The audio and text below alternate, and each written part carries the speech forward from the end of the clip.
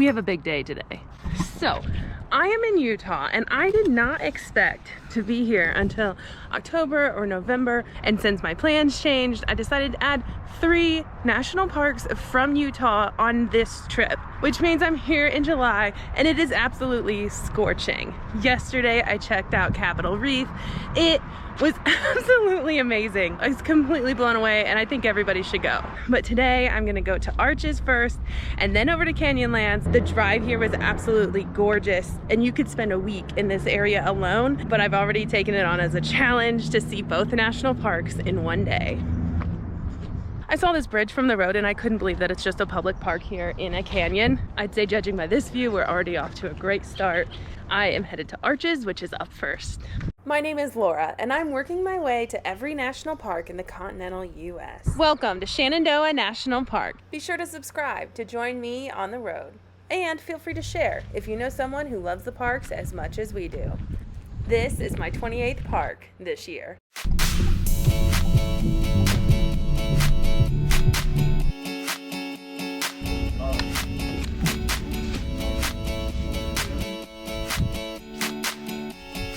I just got into the park, got to the visitor center, did my stamp, all that stuff, but since I have only half a day here, I want to make sure I see as much as I can. I stopped here at Park Avenue to take a look at the map.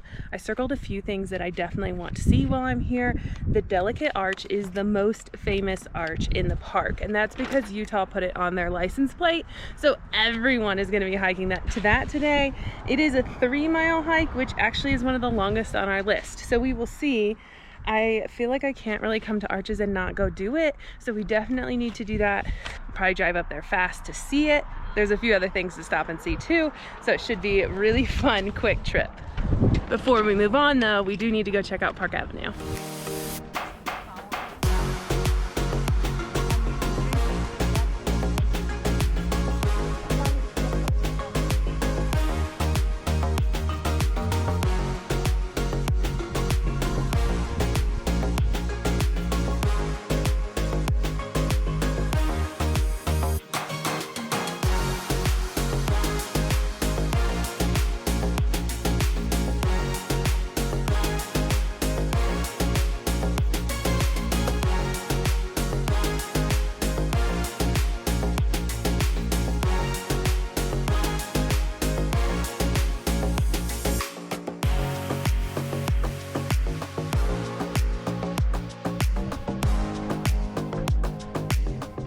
We are starting our trek to Delicate Arch. This is one of the most popular trails here in the park and it's super hot out. So they even have a ranger posted at the beginning.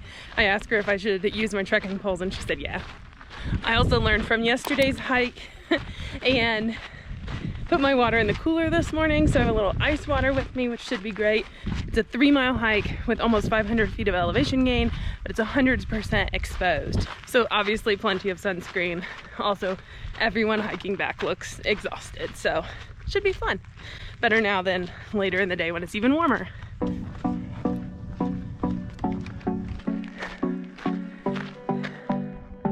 You can see where we go. We can just kind of, there's one little hill at the beginning and then this is really flat, but that looks rough.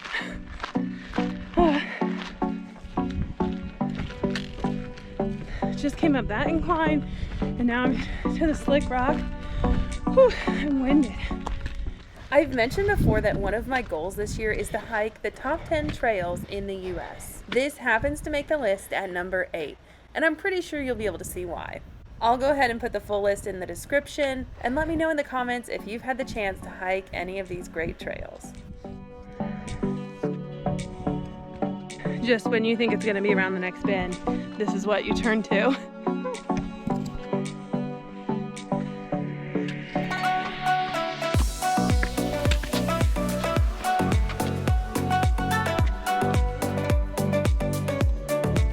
Certainly not a lot of shade on this trail, but I found some. This is crazy. If you wonder why there's so many arches and openings, I was just walking along and this is what it sounds like normally. And that has been the sound I've had, you know, all the way up this hill.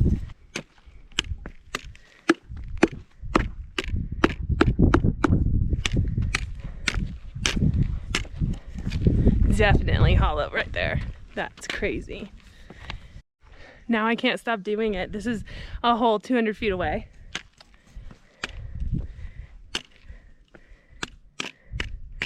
Where did it go?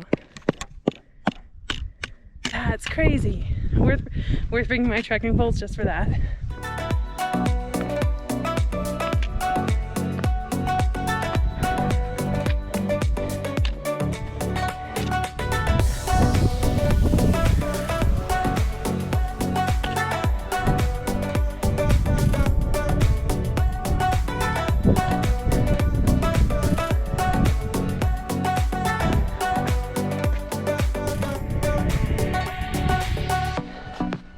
Wow. Wow. How pretty is that?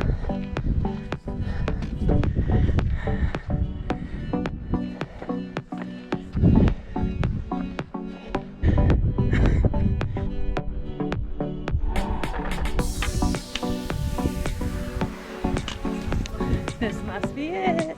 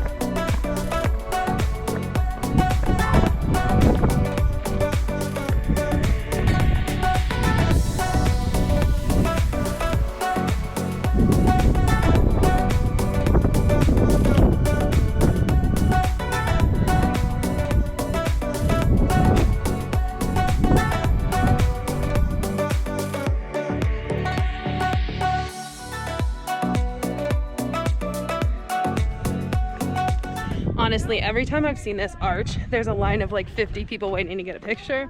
To be able to get one with no people in it is amazing.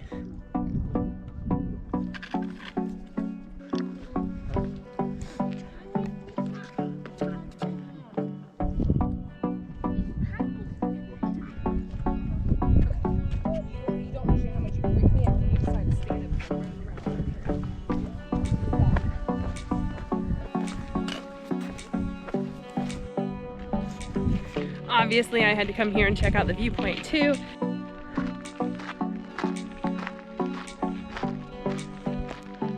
It's kind of fun to see the area where I hiked to. This trail goes another half mile and climbs a little bit. Down here is the lower viewpoint. A half mile up is the upper viewpoint, but there's no trail from here to the arch, which I'm sure when it's really busy, people will try and park here and go there, but you can't get there. The ranger did mention that it is off season because it's so hot, and that really started a few weeks ago, and then it'll pick back up again after Labor Day. It's so hot that ice water gives me a brain freeze, but I'm trying to use it anyway.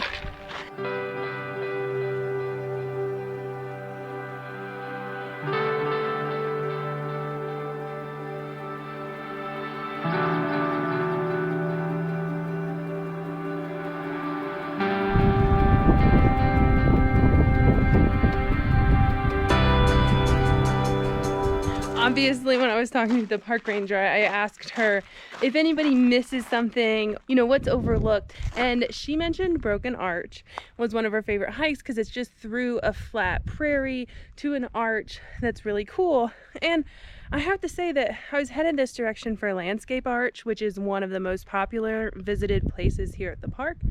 And the trailhead here at Broken Arch has room for maybe 6 cars. This is one of the only places with a restroom that has running water and a place to fill your water bottles, because you're starting in the campground. We're gonna see Tapestry Arch and Broken Arch, and the trail's only 1.8 miles. I'd say that's a win-win.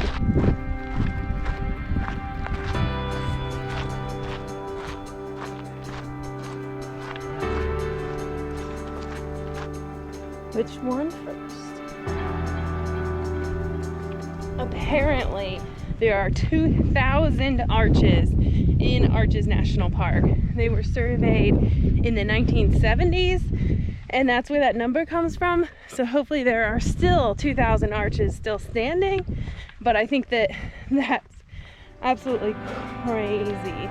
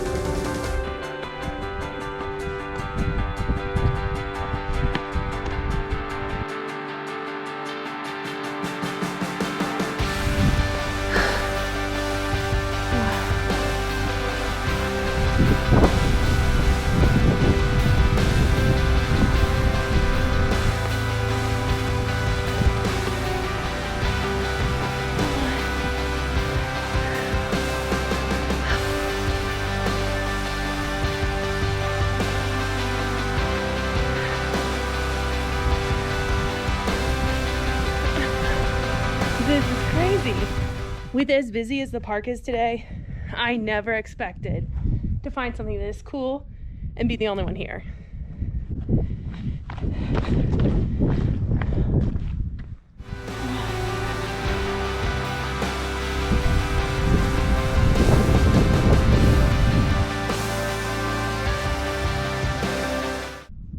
It just amazes me how many things in the past few days that so few people get to see, and it just makes me so grateful for the trip this year and being able to sit here in an arch, in the shade of an arch by myself and soak it in.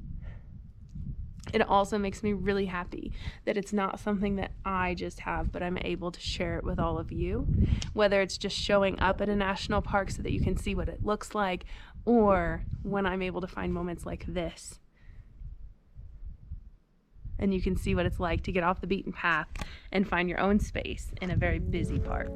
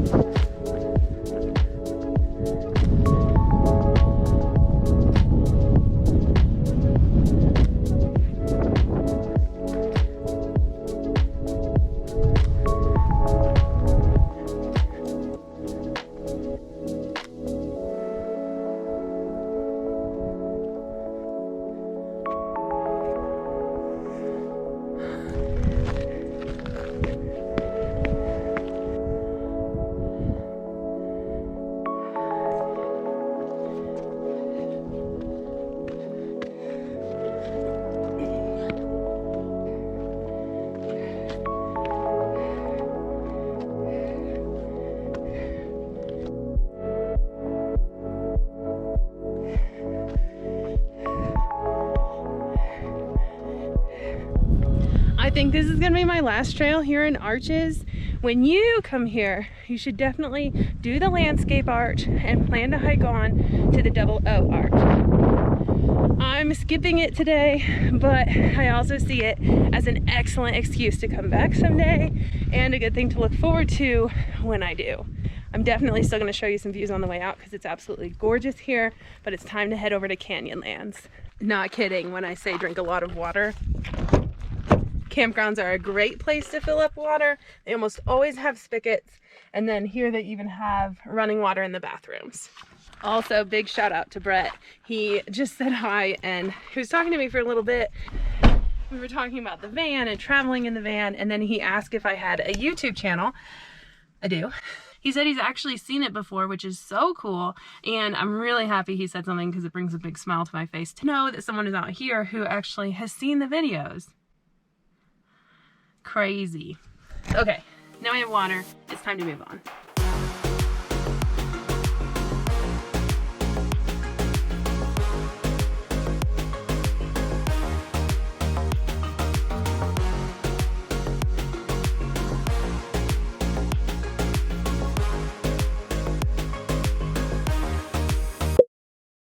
We've officially made it to park number 2 for today. I'm certainly excited to see Canyonlands, and I think I'm most excited to see sunset. I've never actually carried my camp chair onto a trail, but that is exactly what's happening tonight.